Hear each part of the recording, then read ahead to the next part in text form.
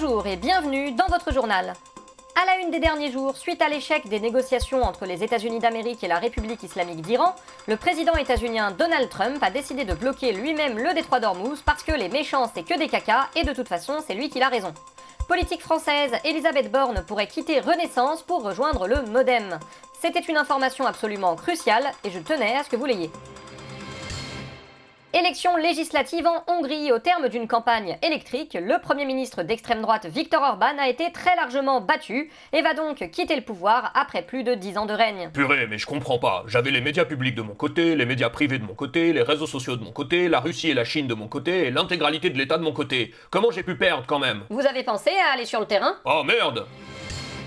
En France, le chef des députés Les Républicains, Laurent Wauquiez, continue de demander une primaire de toute la droite qui irait jusqu'à l'extrême droite. Laurent Wauquiez, bonjour. Mélenchon. Oui, non, c'est pas de lui qu'on parle. Ah. Non, on parle de votre primaire, là, c'en est où? Ah bah ça avance bien, il y a David Lisnard qui est de mon côté. Oui, comme depuis le début, quoi. Bah ça fait quand même une personne de plus qu'il y a 2 ans. J'ai comme un doute. Et puis si c'est pas assez, bah faut encore élargir le périmètre de la primaire. Faut qu'elle aille même jusqu'à la gauche. Ah oui, c'est ce que sous-entendait Gérald Darmanin, qu'un périmètre d'alliance pourrait même concerner le centre-gauche. Ah il a dit ça? Et bah moi je veux que ça aille encore plus loin. Je veux une primaire de Jean-Luc Mélenchon à Éric Zemmour.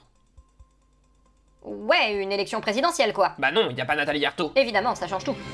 Suppression partielle du 1er mai férié. Après être passé en force à l'Assemblée nationale avec une motion de rejet pour empêcher tout débat ou obstruction sur sa proposition de loi, Gabriel Attal continue de considérer que la suppression de ce jour férié serait une bonne idée. Mais oui, c'est une super idée! D'ailleurs, on a même fait un super sondage pour prouver que c'était nous qui avions raison! Oui, alors votre sondage dans lequel vous allez demander leurs avis aux retraités, aux auto-entrepreneurs et à tous les gens pas concernés sur ce qu'ils en pensent, c'est pas un peu biaisé, sachant que les syndicat sont contre? Pas du tout, c'est l'expression du peuple souverain! Et puis ça permettrait aux gens de gagner plus d'argent! Mais à peine plus en vrai, parce que le 1er mai c'est un jour férié payé, donc il y en a plein qui se retrouveraient obligés de travailler plus pour gagner à peine plus, alors que c'est un jour qui est censé rendre hommage aux travailleurs morts pour leurs droits. Mais non, ils seront pas obligés, on vous l'a dit, c'est sur la base du volontariat! Ouais, le fameux volontariat où tu as le choix entre bosser et prendre la porte. Bah ouais, c'est ça le volontariat!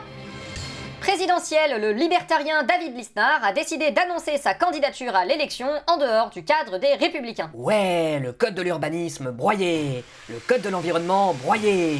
Le code de l'emploi, broyé. Le code du travail, broyé. La déontologie, broyé. La lutte anticorruption, broyé. La constitution, broyé. La démocratie, broyé. L'intelligence, broyé. Mon amour-propre, broyé. Ma crédibilité, broyé.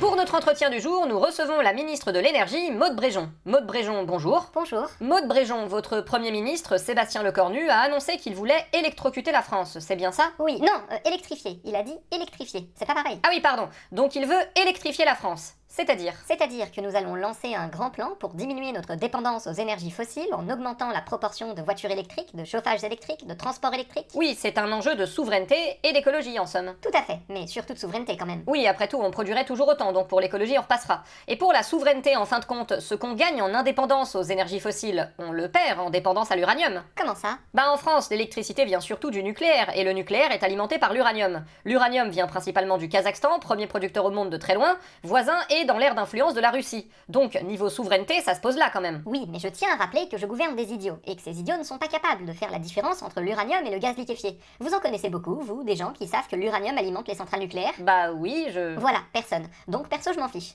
De toute façon, en réalité, on n'a pas le budget. Ah oui, c'est vrai, c'est un plan ambitieux, vous financez ça comment? On le finance pas. On fait 3 mesurettes en attendant que les gens aient oublié, et on attend la présidentielle. Vous croyez qu'on va faire quoi? Il reste à peine un an. Oui, c'est clair.